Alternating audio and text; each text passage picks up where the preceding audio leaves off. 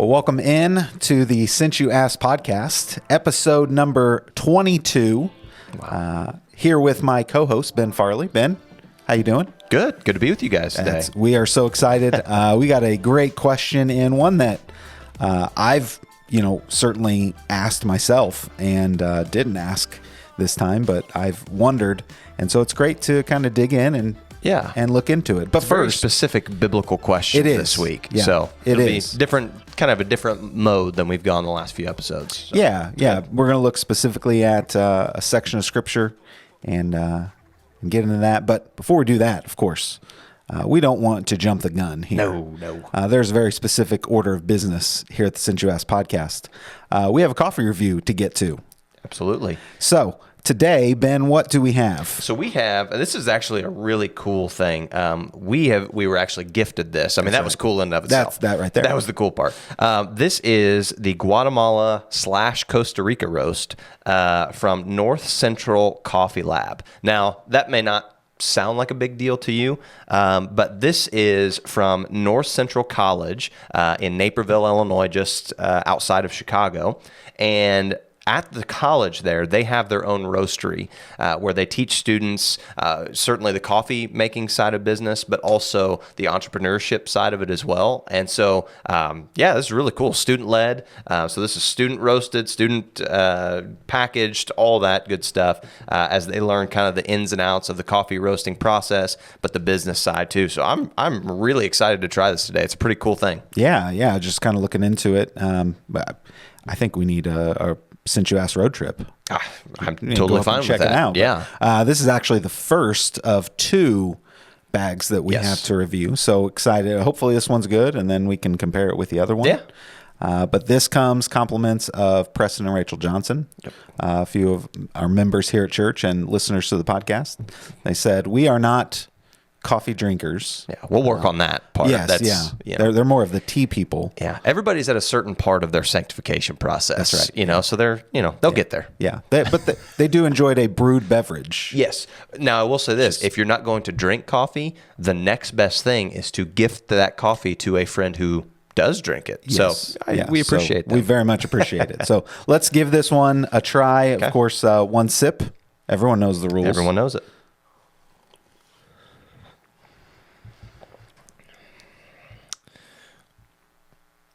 Students, well done. Yeah.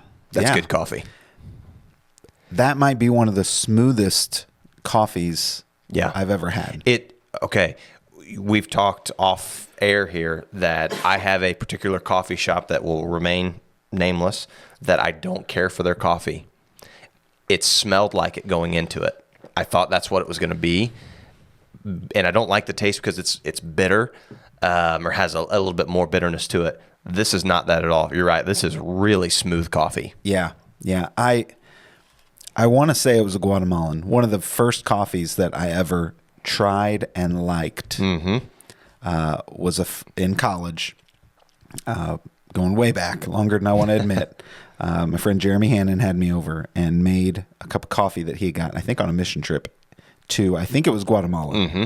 And he got it. No, I'm sorry. He got it at a local Whole Foods store. Not Whole Foods the store, but like a little shop that sells it sells more like health-based He took stuff. a mission trip down the street to Whole Foods. Yeah, no, I thought it was to a place he'd gone on a mission trip, but and I tried it. I'm like, that's phenomenal. So I bought a bag of it when I was there. That was in Edwardsville.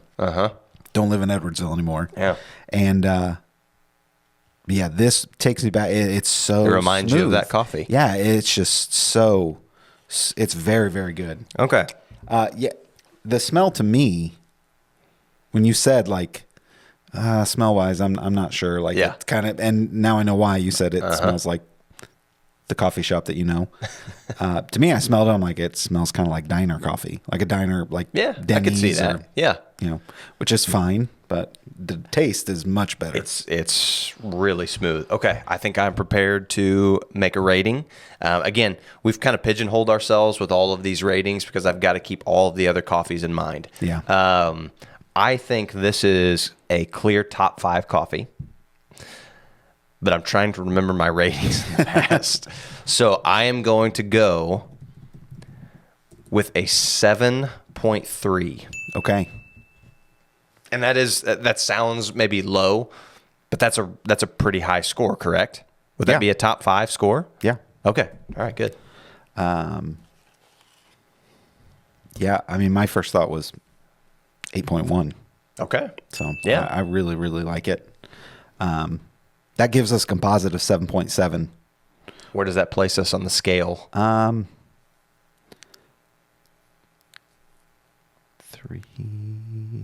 4th. Perfect. Yeah, so That's it's a top about 5 right. coffee. That's about right.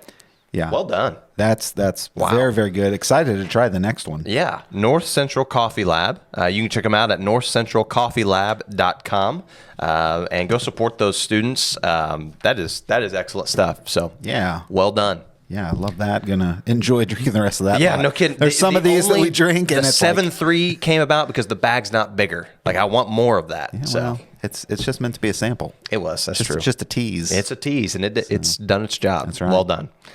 Okay, Alex. The question today, again, a very specific biblical question. I'm assuming this question came about as somebody was reading through this story and came to this part and was like, wait a minute, how and why did this happen? So the question that came about today from a loyal listener is, why did God harden Pharaoh's heart? Yeah. Obviously, we're talking about the story in Exodus where Israel is enslaved to Egypt and God has intervened. And so I think the best place for us to go is that story in Scripture itself. Yeah. And I want to mention this is one that actually this question came up when we did kind of at the start of this, as we relaunched this podcast last year. Yeah.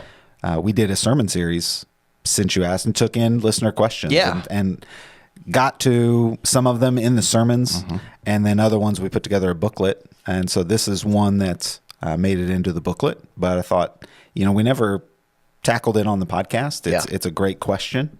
Do we have a digital link to that? No, but we can. That may be something we need to do and put in the show notes. So it will be in the show notes. There we go.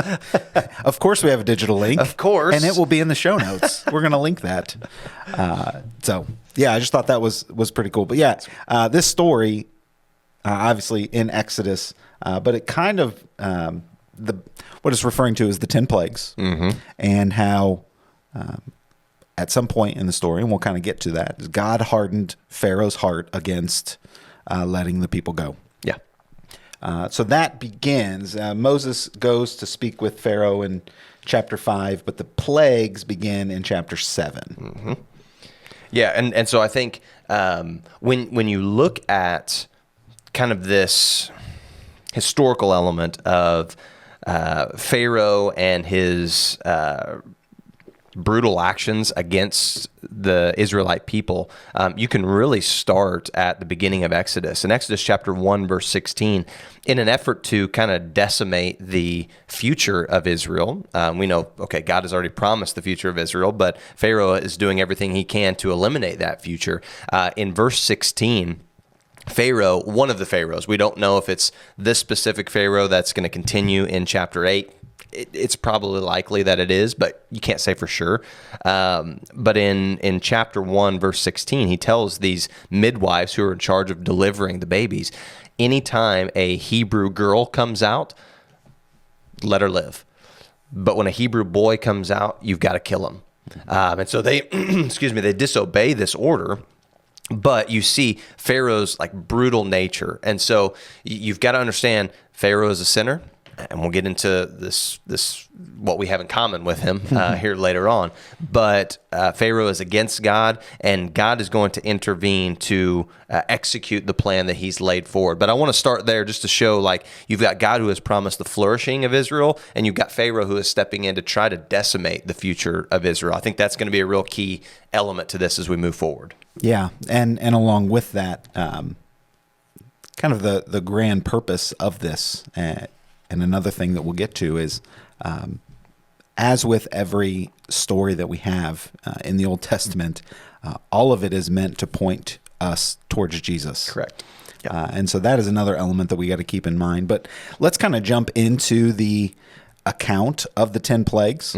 And so it starts off in chapter 7, verse 14, the first plague, turning the water of the Nile River into blood. Yeah. You would think this was the moment where Pharaoh would say, okay, I get it. And the reason why is that is their, pardon my pun, but that's their lifeblood.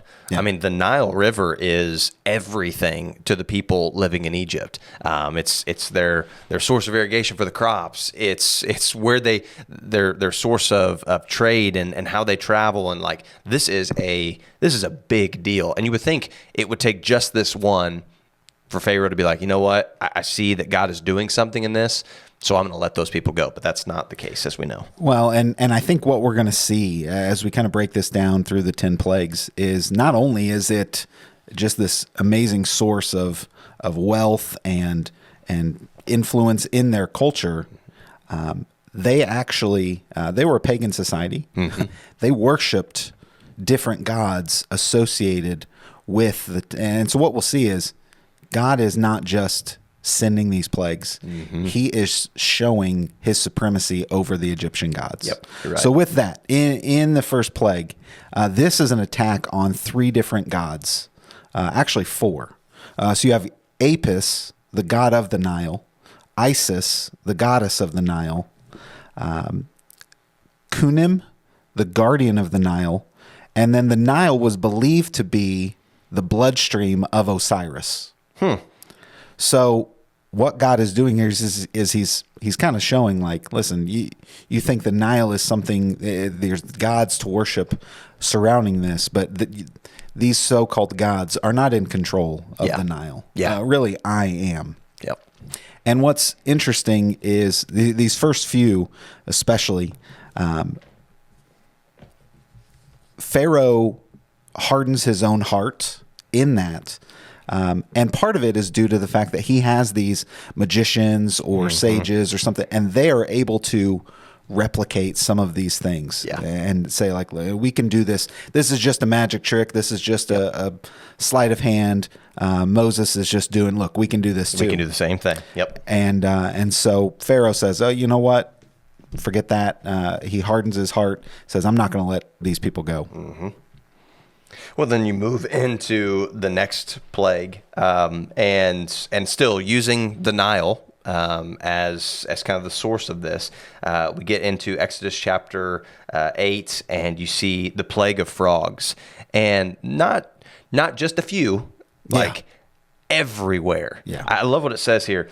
The Nile will teem with frogs. This is Exodus chapter 8, verse 3. The Nile will teem with frogs. In other words, will be filled. They will come up into your palace and into your bedroom and onto your bed, into the houses of your officials and on your people, into your ovens and your kneading troughs. The frogs will come up on you and your people and all your officials. In other words, they will be everywhere you turn. Yeah. It's silly. I think when I read this, I think of when my oldest daughter was younger. We went to a Awana's program on Wednesday nights at a church across the street from where I worked. And in the spring, I mean, I think one Wednesday night after Awana, she would go around and you could just hear the croaking. I think she counted over 120 frogs. Yeah. And she would catch them, and I mean, she just loved it. And that was nothing because it seemed like it was teeming with frogs around there, but it really wasn't. You had to find them. Yep. This was quite the opposite. There were frogs everywhere.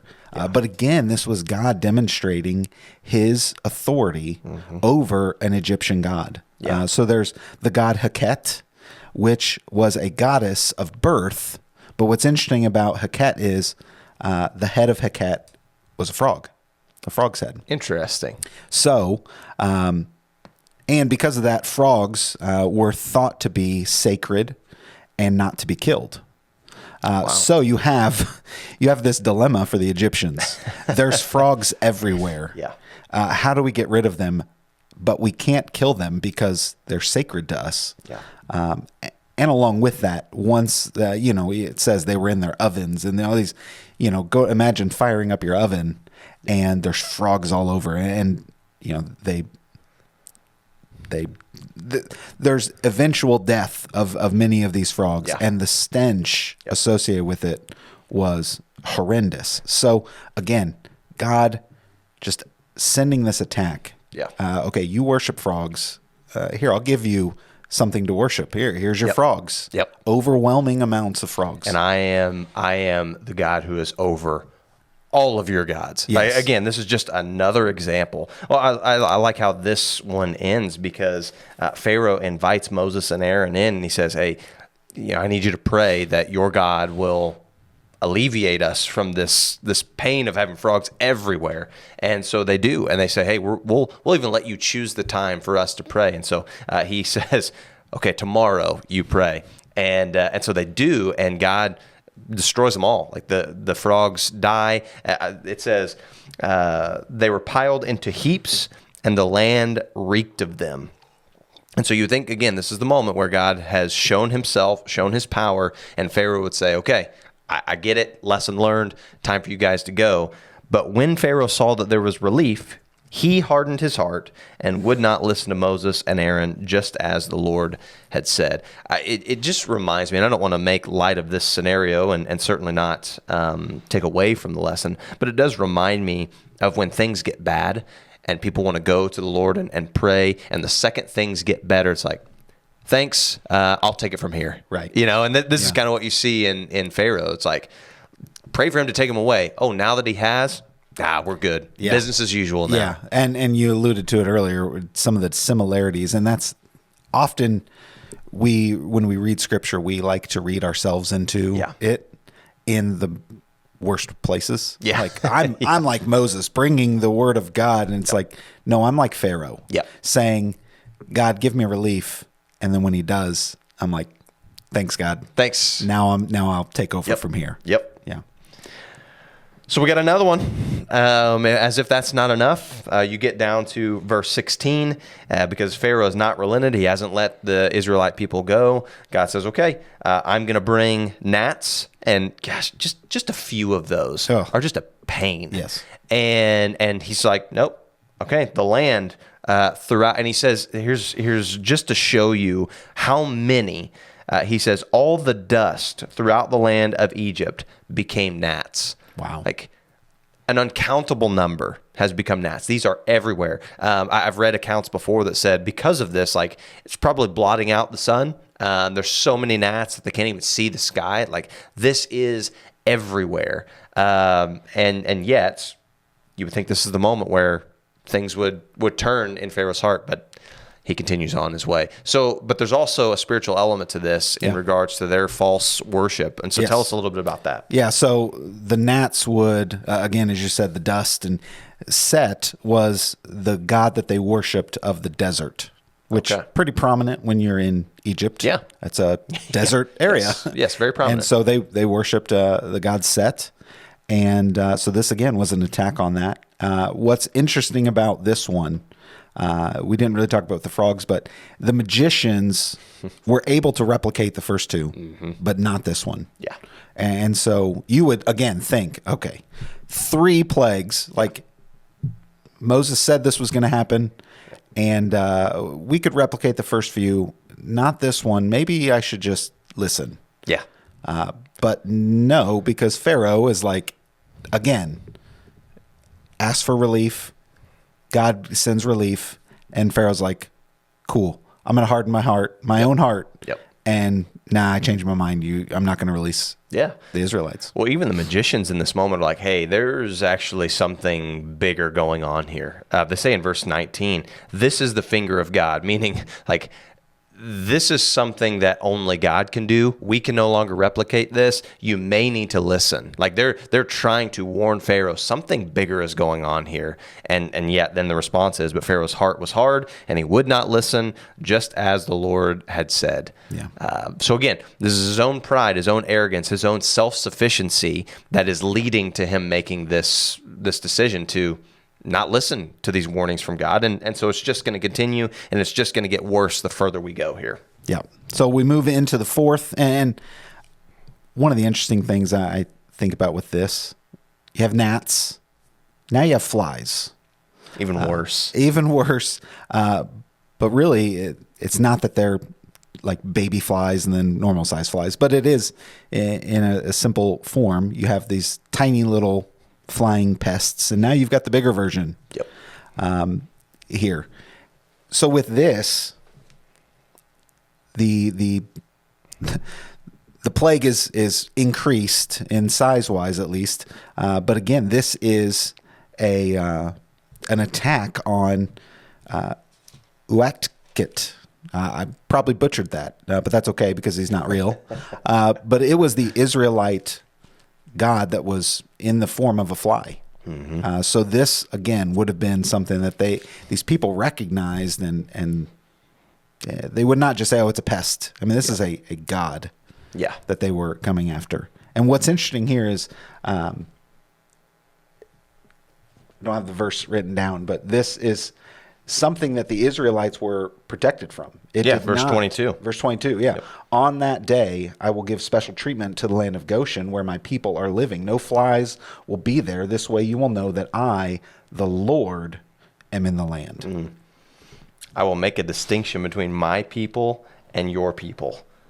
Gosh, battle lines are drawn. Yeah, and yeah, you're exactly right. It's like, okay, now you're going to see, like, it is my power that has enabled this to happen, and it is my grace and mercy to enable it not to happen in a certain spot. Yeah. God is just continuing to show up and show that He is God alone in this. Okay, so practical example here, just to give an indication to how gross this plague is.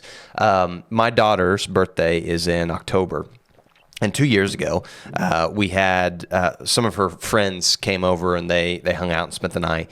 And one of the moms that dropped off their daughter was very talkative, to say the least.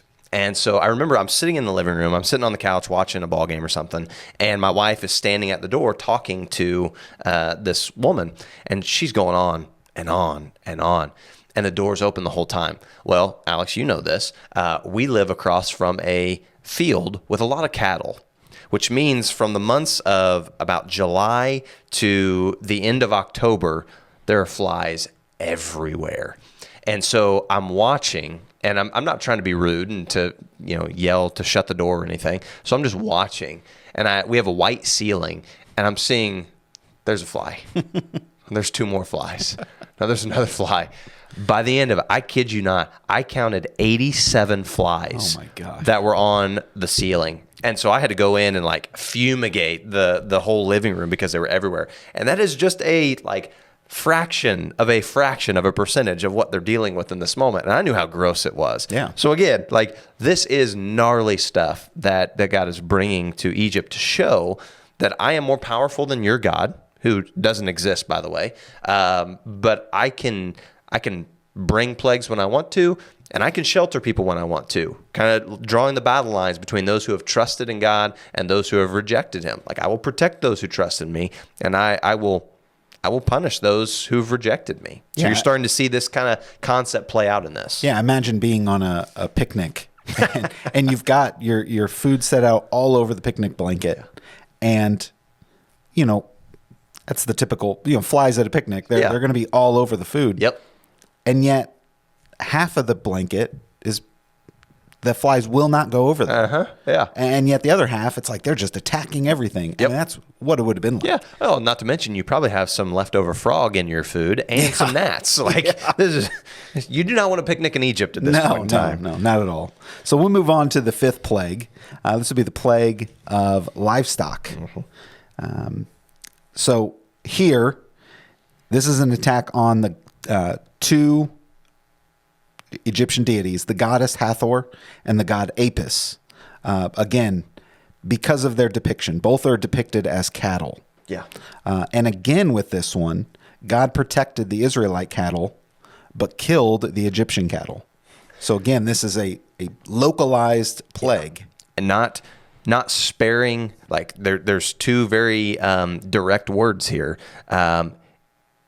All of the Egyptian livestock and none of the Israelite livestock. So there is nothing left of the livestock of Egypt, which, by the way, sounds bad enough, but this is their local commerce. Yes. This is not just, my pet cow died. Like, this is our source of livelihood is gone in this moment, and all of Israel's remain intact. Yeah. So, yeah. And I think we've got some cattle farmers and cattle people here within our church and within our area.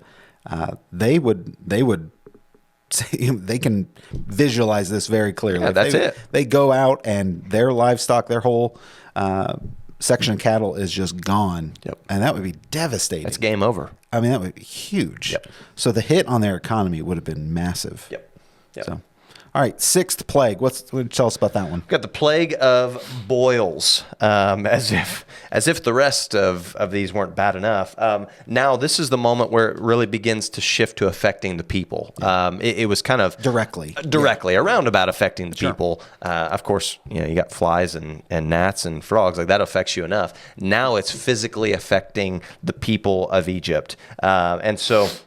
You've got these boils, these festering boils that will break out on people and animals. So there's apparently enough time, excuse me, between these two that you've got the livestock is dead in the previous plague, and now you've got new crops of livestock. I don't know, but on the people and animals, boils break out. So this is immense pain. This is suffering, and yet again, hearing the cries of his people. Pharaoh's heart is hardened. But there's a distinction this time. In Exodus chapter 9, verse 12, we have this phrase that says, the Lord hardened Pharaoh's heart. Yeah. So up to this point, Pharaoh's hardened his own heart. His pride, his arrogance, his self-sufficiency, essentially him wanting to make himself out to be God, has prevented him from relenting to what God has said. Yeah. Now, when it's directly affecting people, you get the sense that this may be the one that actually changes Pharaoh's mind, and yet the Lord has stepped in and he has hardened Pharaoh's hearts because of Pharaoh's heart, because of all the times previously that Pharaoh has done that himself. Now God says, nope, I'm not going to allow you to turn and obey me. Yeah. And so this is where really the question that we're long way of answering, but yeah. Why did God harden Pharaoh's heart? And we're kind of building up to that. But this is where this question comes from. Yes. So boils, and one of the things it says in verse 11, it says the magicians that Pharaoh keeps bringing in, they could not stand before Moses because of the boils, for the boils were on the magicians as well as all of the Egyptians. So the magicians could not replicate, and they could not protect even themselves from this. And of course, this again is an attack on another deity, actually three more, Sekhmet, Sunu, and Isis, which Isis we already referenced along with the Nile, the goddess of the Nile. But again, the Nile was a huge part of it, and so they believed that life and vitality and all these things came through the Nile. Yeah. So it makes sense that these three gods and goddesses were over health and disease, and yet they could not provide or protect from these boils. Yep. And you start to...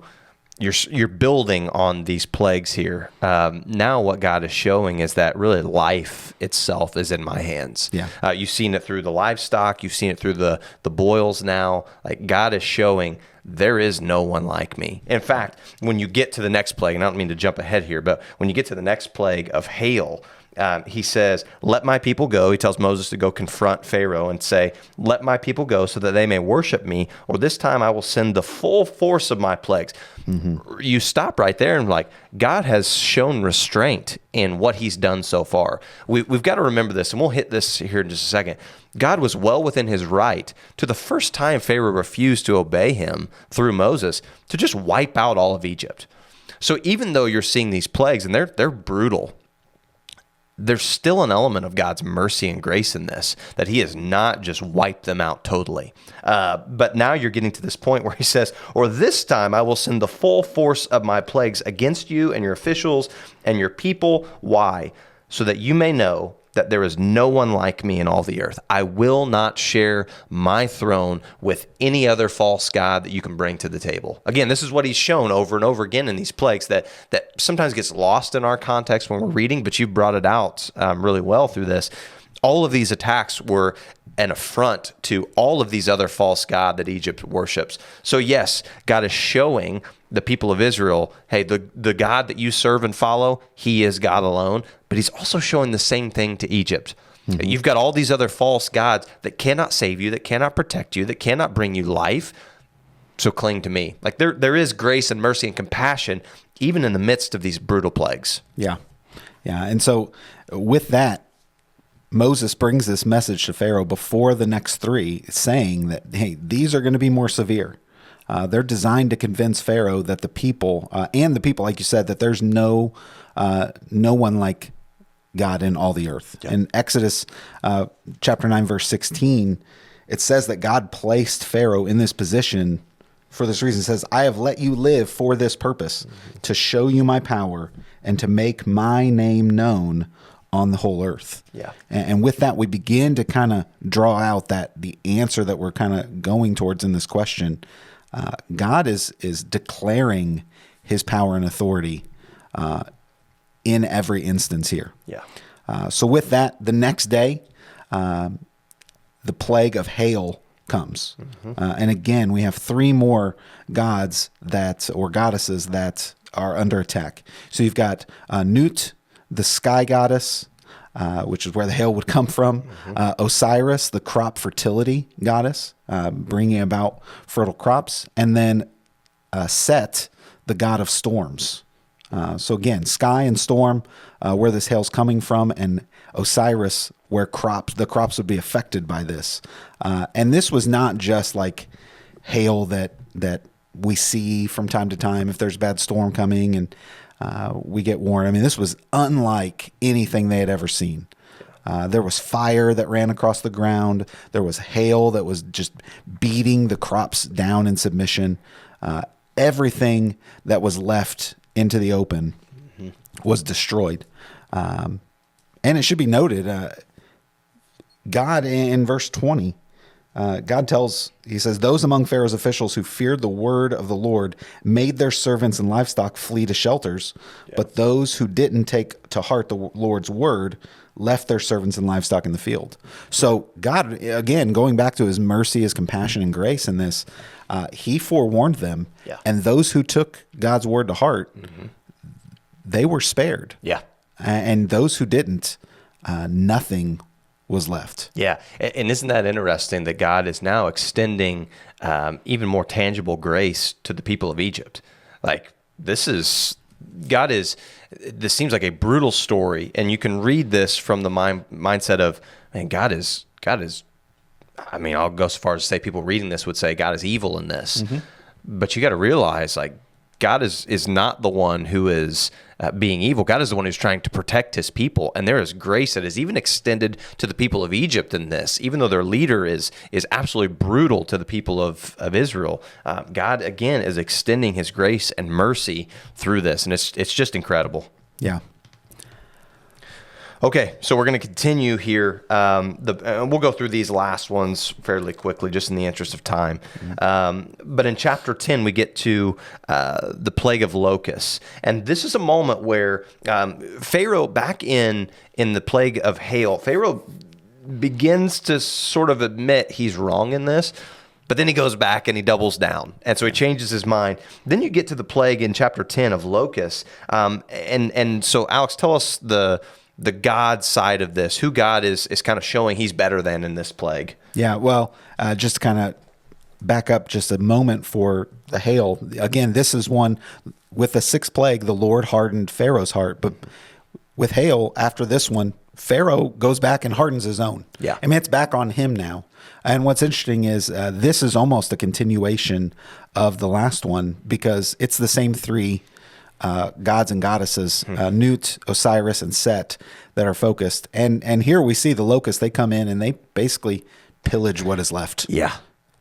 So, hey, you listened last time, but now because of the sins of the other people around you, these locusts come in and they don't hold back. They destroy what wasn't destroyed by the hail. Yeah, the exactly. hail would have destroyed the livestock. It would have killed some people. It would have stripped a lot of the plants. And now the locusts have come and they're going to destroy whatever's left. Yeah. This is a place of desolation at this point. Yes, yeah. And here we kind of reach that turning point. After this, God hardens Pharaoh's heart, brings about the 9th plague, which honestly is a huge one. Yeah. The 9th plague, darkness, was an attack of Re, the sun god, which was a symbol of Pharaoh. Yeah. So here, you see, as you mentioned earlier, Pharaoh kind of building himself up. I'm the one who can handle these things, and when you relent, I'm turn my back and harden my own heart. Pharaoh thought of himself as a god, and this was the symbolization of that. Yeah. And yet God comes in and brings darkness across the whole land, except where the Israelites' homes were. Yep. Yet all the Israelites had light in the places where they lived. There's an interesting build up to this because when Pharaoh has considered letting Israel go, he first says, okay, you've got to leave your women and children here, your livestock, everything. The men can go and worship the Lord. Get out of my sight. And they're like, no, that's not what we're doing. So Pharaoh refuses. You get to this plague of darkness, and Pharaoh says, go worship the Lord. And now you can take your women and children with you, but leave your livestock and your slaves behind. And so you've got to remember, everything in Egypt's been decimated at this point. And so Pharaoh's like, okay, you people can go, but leave all your belongings to us, because he's trying to rebuild their economy in a way. Yeah. And so Moses and Aaron say, no, like we've got to have some of these animals to sacrifice to the Lord, like to worship him. Well, that's a direct affront to Pharaoh, who considers himself God, as you had said. And so he says, okay, offer revoked. Like, nope, get out of my sight. And in fact, he says, make sure you do not appear before me again. The day you see my face, you will die. This is Pharaoh saying this to Moses, like, I'm done. No more opportunities. The next time I see you, you're a dead man. And he's not just saying that to Moses. He's saying that to all the people. Like, we're done with you. Yeah. And yet it continues. Yep. And so now we get to the final plague, the death of the firstborn. But before that, even though Pharaoh said, next time you see me, you're dead, the Lord said to Moses, this is verse 1 of chapter 11, Lord said to Moses, I will bring one more plague on Pharaoh in Egypt. After that, he will let you go from here. When he lets you go, he will drive you out from here. And so Moses has this message to bring to Pharaoh to warn him. There's one more plague, and yet before this, God hardens Pharaoh's heart, brings about the plague of the firstborn, the death of the firstborn, which is an affront to Isis, another god that we referenced, I think, back in the first, the goddess of the Nile. Yep. Also, because that, again, everything flows out of the Nile for them, Isis was the protector of children. So you've got this warning that every firstborn male is going to die. Yep. And God hardens Pharaoh's heart and says, it's going to happen. This plague must happen. And it happens for a specific reason. Obviously, this is where the Passover takes place. It's such a horrendous, costly, but also beautiful picture of the blood of the Lamb saving the people from death. And of course, it's to point us to the blood of the Lamb, Jesus, his blood protects us from death. Absolutely. Well, and it is this contrasting between how we kind of started this in Exodus chapter 1, when Pharaoh says, I want you to kill all the male children that are born of Israel in order to destroy the people of Israel. Ultimately, you get this reminder that no, God is in charge of that, and he has promised that he is going to make Israel into his people. Pharaoh is not going to come against that. And so it's kind of this contrasting of what Pharaoh has set out to do, God is now doing during this time that we know as the Passover, killing the firstborn in all of Egypt. And this is what takes place. And it's just a reminder that in God's hand is the power of life and death. Again, just another reminder to both Egypt and Israel, and now by extension us today, that God is God alone. There is no one like him. There is no one that can take his place. There is no one that is a threat to his throne. God stands above all. And that's really what this story is trying to encapsulate here. Yeah. And to kind of wrap up the Egyptian God portion of this, so God hardened Pharaoh's heart prior to the 10th plague. Afterward, Pharaoh relented. But then after they've left, later on, I believe in chapter 14, God hardened Pharaoh's heart again, and he begins to pursue them and chase after them. And again, we said that Pharaoh was believed himself to be a god, that people worship him as a god. I can't help but think that there's God saying, oh yeah, there's one more God that I need to take care of. They chase them, of course, the parting of the Red Sea, and God protects his people, keeps them separated at the base of the Red Sea. And as they travel across, finally, the Israelites or the Egyptians chase the Israelites in. And when the Israelites have crossed, Moses raises his staff again, and the waters come crashing in. And the chariots, the horses, all the people are consumed by the Red Sea. So one more God that the true Lord is saying, I got to take care of one more thing. And when the Israelites saw the mighty hand of God displayed against the Egyptians, the people feared the Lord and put their trust in him and in Moses, his servant. Like again, just one last example that the God that you serve is the one true God. Man, I love this story. And so now we kind of get to this consummation of the question, why did God then harden Pharaoh's heart? Well, I think the clear answer in this is to show, one, his grace and his mercy to the people of Israel. We got to remember in this, the people of Israel aren't innocent people. They are sinful people like you and I. In fact, the story just gets frustrating and chaotic and disastrous from here. But yet one constant is always God's grace and his mercy for them. He punishes them. He's a just God. But yet in that, you see his mercy and grace in that he protects his people. And so I think you'll see this example of the hardening of Pharaoh's heart is also an example of grace towards Pharaoh too. Because we've talked about from the very beginning, God was well within his rights as God to wipe Pharaoh off the face of the earth. This is the story of you and I too. In fact, as you look at the New Testament, you'll see Romans chapter 3 kind of puts us on the same playing field as Pharaoh in this. For all have sinned and fall short of the glory of God. That is us. And so God has shown his grace and his mercy in that he has protected us, in that he has preserved us, in that he even punishes us. There is mercy and grace in that, just for the sheer fact that he hasn't wiped us off the face of the earth.